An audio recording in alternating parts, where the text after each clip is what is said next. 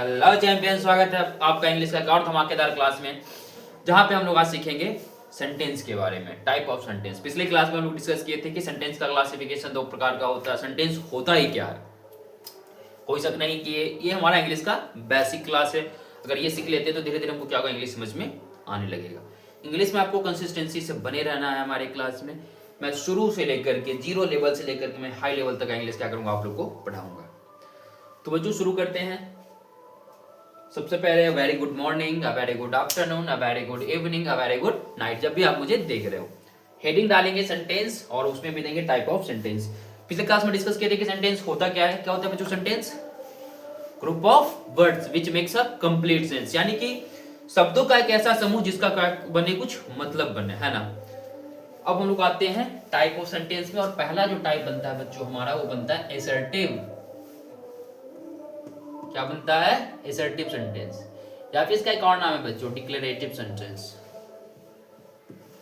Declarative sentence.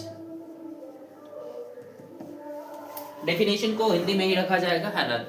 आने वाले लगभग कुछ मान के चलिए आपकी 15-20 क्लास, उसके बाद हम लोग डेफिनेशन को अपना वो एबिलिटी, अपना जो थॉट प्रोसेस को डेवलप करेंगे। उसके बाद हम लोग डेफिनेशन को इंग्लिश में भी आराम से क्या करेंगे, रख के हम लोग पढ़ेंगे। फिलहाल अभी हिंदी में होगा, तो लिखते हैं ऐसे वाक्यों में तथ्यों, तथ्य को क्या बोलते हैं बच्चों इंग्लिश में? फैक्ट, है ना। तथ्यों, राय, राय को बोलते हैं ओपिनियन, या विचार, विचारों कर देते हैं ना, विचारों को बोलते हैं बच्चों आइडिया। आइडिया के बारे में बताया जाता है, बताया जाता है। शुरुआत करते हैं एक प्यारा सा उदाहरण के साथ। अंकित देखना तो चमक नहीं रहा है ना। उदाहरण क्या है बच्चों? The sun rises in the east. सूरज पूरब दिशा में उगता है। एक बात बताना बच्चों, क्या इस बात को कोई भी झुठला सकता है? मैं, आप, या कोई भी लोग? नहीं ना, क्योंकि ये बात तो सबको पता है ना कि सूरज पूरब दिशा में उगता है। इस बात को झुठलाना मतलब झुठला ही नहीं सकते हम लोग। तो ये क्या हो जाएगा, अपना फैक्ट हो जाएगा। जिस बात को कोई नहीं झुठला सकता है उसको क्या बोलेंगे? फैक्ट बोलेंगे। तो ये क्या हो जाएगा हमारा सेंटेंस। और सेंटेंस में भी कौन सा सेंटेंस? Assertive sentence. दूसरा लेते हैं, Pawan Singh is the power star of any industry. Pawan Singh किसी भी इंडस्ट्री के लिए क्या है? पावर स्टार है। ये बात भी अच्छा, इस बात में देखना, इस बात को कोई तो आके बोलेगा नहीं भाई खेसारी लाल यादव है, कोई बोल दिया नहीं वो दिनेश लाल यादव है ना। इस बात पे डिबेट हो सकता है, किसी के हिसाब से कोई अच्छा हो सकता है, किसी के हिसाब से कोई अच्छा, यानी कि लोगों का अपना अपना राय अलग अलग हो सकता है।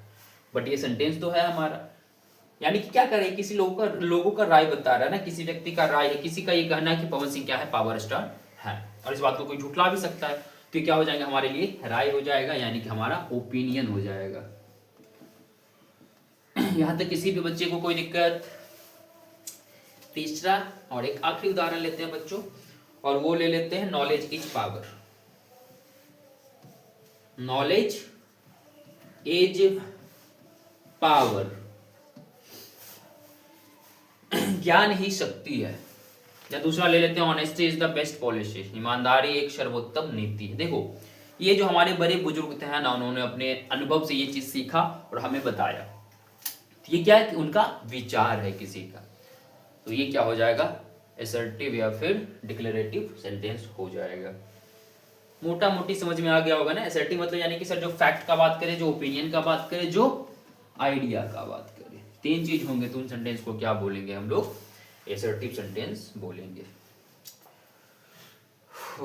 लिखेंगे इसका या स्क्रीनशॉट ले लेंगे, जिसमें आपको सुविधा हो आप वो काम कर लेना, बट नोट्स बनाना बच्चों।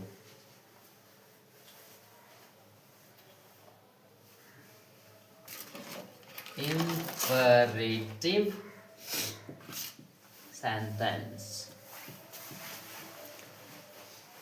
इसका एक ही नाम होता है। क्या करते हैं हम लोग ऐसे वाक्यों में,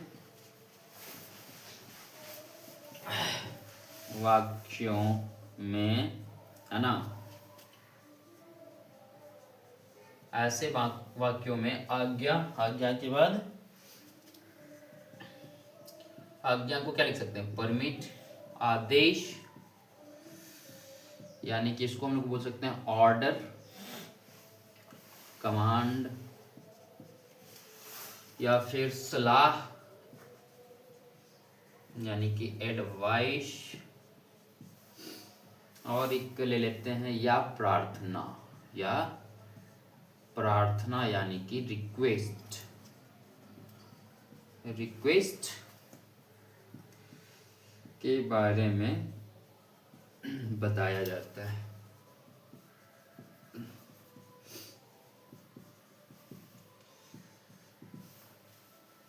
मेरी राइटिंग क्लियर है ना, दिख रहा है अच्छे से? ये सब कॉम्प्लीमेंट दिया करो। चलो बच्चों, इसका उदाहरण लेते हैं। अच्छा, पहले समझते हैं कि क्या होता है ऐसे वाक्यों में। क्या होता है,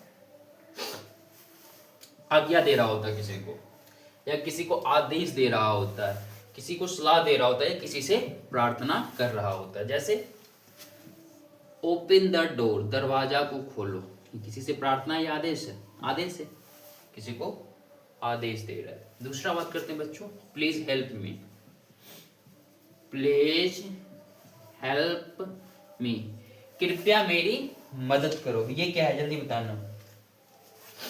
प्रार्थना कर रहा है कि मेरी मदद करो। तीसरा ले लेते हैं फॉलो द रूल्स, नियम का पालन करो, है ना। ये क्या आज्ञा देगा किसी को, क्या करेगा, किसी को सलाह देगा, है ना। प्रार्थना भी नहीं कर रहा, जब भी प्रार्थना करेगा तो प्लीज, काइंडली, ऐसा लगा हुआ होता है शब्द उसमें। पर यहाँ पे क्या कर रहा है वो, तो देखो ना, नियम का पालन करो। तो किसी को सलाह दे रहा होता है, भाई जैसे कोई गाड़ी चला रहा है तो क्या बोलेगा, हेलमेट नहीं लगाया, तो बोलेगा कि नियम का पालन करो, यानी कुछ सलाह दे रहा है उसको, आज्ञा नहीं दे रहा है वो। ये यहाँ तक क्लियर है इंपरेटिव सेंटेंस? कभी कोई दिक्कत? स्क्रीनशॉट लेंगे इसका, मिटा रहा हूं मैं, ओके।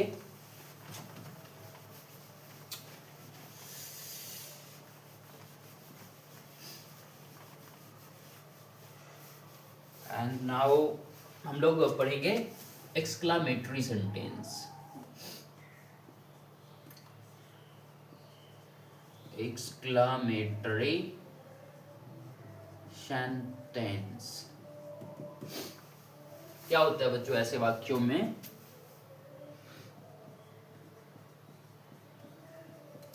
ऐसे वाक्यों में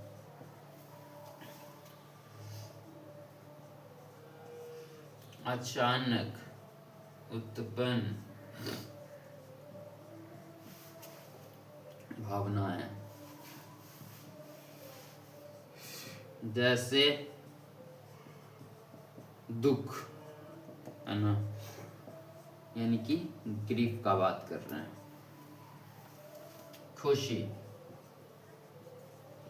यानी कि जॉय का बात कर रहे हैं, इसके अलावा डर यानी कि फियर का बात कर रहे हैं। उसके बाद फिर हम लोग बात कर रहे हैं हैरानी का बात कर रहे हैं, यानी कि शौक के बारे में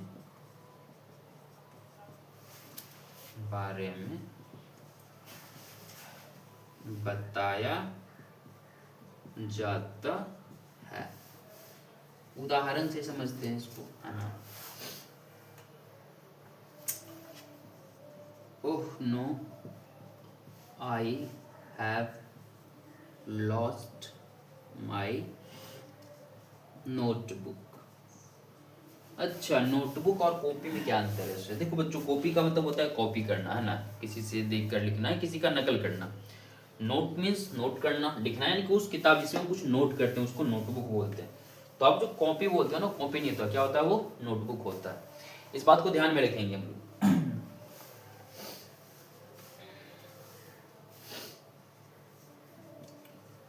हाउ स्मार्ट यू आर। एक और उदाहरण देते हैं, watch a beautiful day, watch a beautiful day. समझते हैं ऐसे वाक्य में क्या होता है, अचानक उत्पन्न हुई भावना, है ना, जैसे दुख हो गया, खुशी हो गया, डर हो गया, है ना, या फिर हैरानी हो गया, ये अचानक भी उत्पन्न। जैसे हम सांप देख लिए, अपनी भाषा में बात करते हैं, इस पे आते हैं बाद में। जैसे हम सांप देख लिए रोड पे, क्या बोलेंगे, अरे बाप रे बाप, क्या है, सांप है। उसी प्रकार से बच्चों, जैसे यहाँ पे नोटबुक इसका खो गया, क्या बोल रहा है, oh no I have lost my notebook. दूसरा बात करते हैं, हाउ स्मार्ट यू आर। देखो यहाँ पे शौक लगा है ना, उसको हैरानी हुआ है, यार कितने तेज हो तुम। व्हाट अ ब्यूटीफुल डे, कितना खूबसूरत दिन था। तो ये क्या है, अचानक उत्पन्न हुई भावना है। इस प्रकार के वाक्य जिसमें अचानक भावनाएं उत्पन्न होती हैं, चाहे दुख हो, सुख हो, या फिर हैरानी हो, डर हो, ये सब इस तरीके के वाक्य, इस तरह के वाक्य को, इस तरह के सेंटेंस को हम लोग क्या बोलते हैं, एक्सक्लामेटरी सेंटेंस। एक और बात पहचानेंगे कैसे सर, तो देखो बच्चों ये क्या है, इस चिन्ह को क्या बोलते हैं, मार्क ऑफ एक्सक्लामेशन। अगर वो एक्सक्लामेटरी सेंटेंस है तो मार्क ऑफ एक्सक्लामेशन होगा ही होगा, ये बात तय है। स्क्रीनशॉट ले लेंगे इसका, मिटा दो।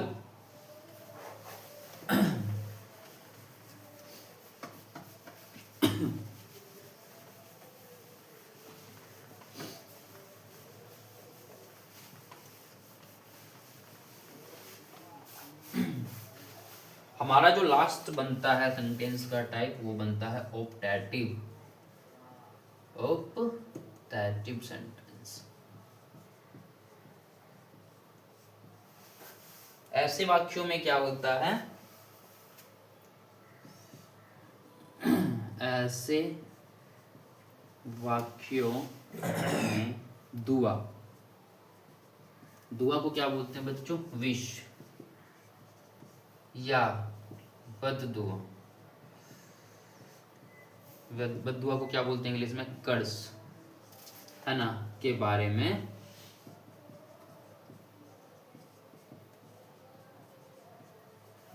बताया जाता है। किसके बारे में बताया जाएगा, दुआ और बद्दुआ के बारे में बताया जाता है। ऐसे लिख सकते हैं फिर आगे, या कोई प्रार्थना की, किसी के लिए प्रार्थना किया जाता है।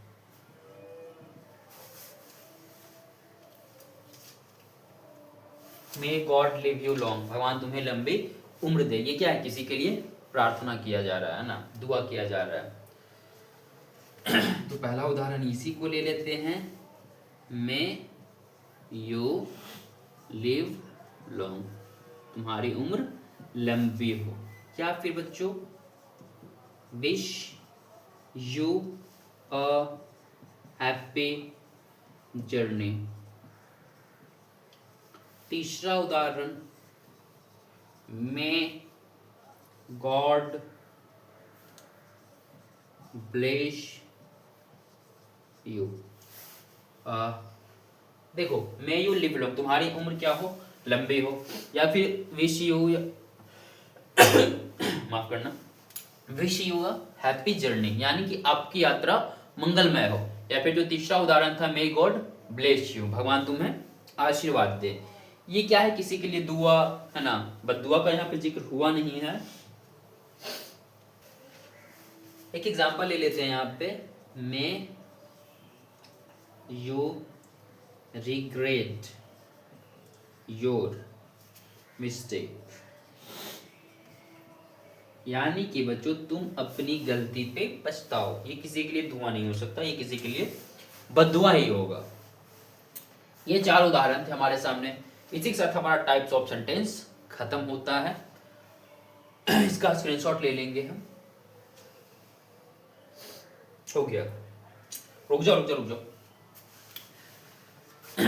बात क्या है बच्चों कि यहाँ पे हम दिन रात आपके लिए मेहनत कर रहे हैं, तो आपका भी कुछ उत्तरदायित्व बनता है। बदले में आपसे कोई फी नहीं लेते, कोई पैसा नहीं लेते, आपका उत्तरदायित्व क्या बनता है कि आप चैनल को लाइक करो, कमेंट करो, वीडियो देखते हो निकल जाते हो यार।